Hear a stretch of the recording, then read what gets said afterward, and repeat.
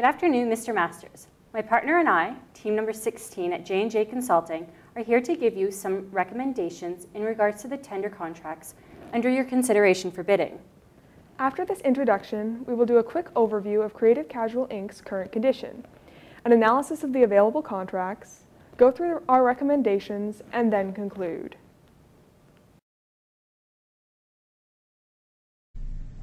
In regards to the textile industry, there has been a significant decline in employment, a 17.7% decline in exports, mainly due to a recession of 2008, and a large increase in competition. Main competitors now include multinational corporations, small importers, and textile mills, in addition to offshore companies in China, India, and Pakistan. Customers, in contrast to competitors, have been on the decline.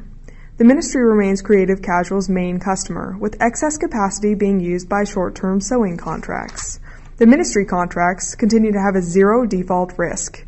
Unfortunately, this has resulted in intensified competition, where bid slashing, the practice of drastically reducing one's prices, has become commonplace. This brings us to a discussion of Creative Casual's current three options. The first option available is a one-time contract for the RCMP, producing washable trousers. It has a predetermined firm quantity of 28,450 pairs of trousers, which is for the set period of 2010, and has strictly defined maximum and minimum quantities regarding additional production options. However, there is some concern regarding whether these options will be exercised or not. This results in uncertainty regarding estimated cost of goods sold, particularly in regards to the large range between the possible amounts of products requested. Additionally, this contract has attracted many competitors, which could lead to a price war, which could be detrimental to Creative Casual's profit margin.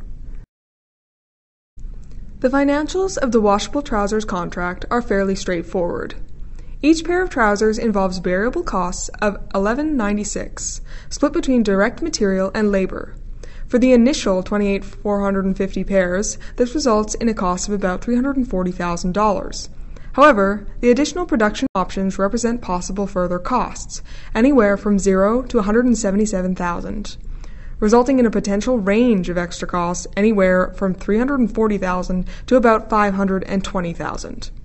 This range represents significant risk in regards to Creative Casual's bidding and could result in the company not being appropriately compensated. Given this, the chance of this venture being profitable is rather questionable. The second option available to Creative Casuals is the contract for uniforms, dress shirts, cargo pants, and shorts, and is longer, covering a 2-year period with the potential of a further 2-year extension on the same contract terms. However, despite its financial potential, the contract has its disadvantages. It has no volume guarantee, resulting in all cost projections being based on estimates. Additionally, it will require a 30% increase in utilities, as well as a significant time investment. The contract itself consists of 5 options, 2 of which are considered feasible, those for polyester rayon and polyester cotton cargo pants, materials the company is familiar with. The first, polyester rayon, is slightly more expensive than the cotton option, which uses fabric 20% cheaper. As all cost analysis is based on estimates, the financials for this contract are less reliable. However, if we take the estimates as sound, the cost range between the 2,000 and 3,000 units expected to be requested each month is still significantly less than that of the washable trousers contract. Each of the contracts has some uncertainty regarding units, which we have illustrated here. The washable trousers contract represents the most risk, with a range of $177,000. The cargo pants contracts, in contrast, have ranges of about $145,000 and $140,000 respectively. This indicates significantly less risk, making the cargo pants options more viable. Given the previous analysis, we would advise you, Mr. Masters, to take on both of the cargo pant contracts in rayon and cotton, and disregard the washable trouser contracts entirely.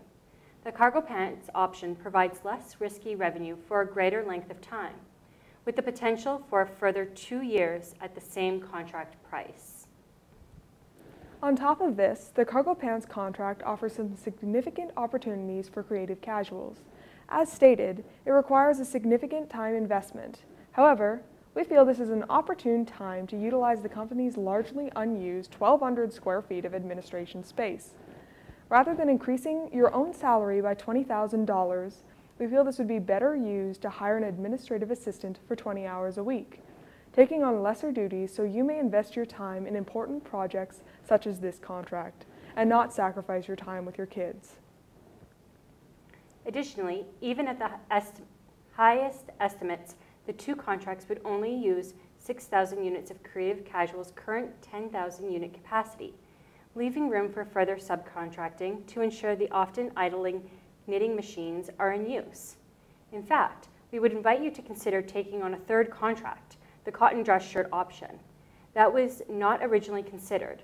The fabric could easily be produced on the jersey knit machines, ensuring that the equipment does not go to waste.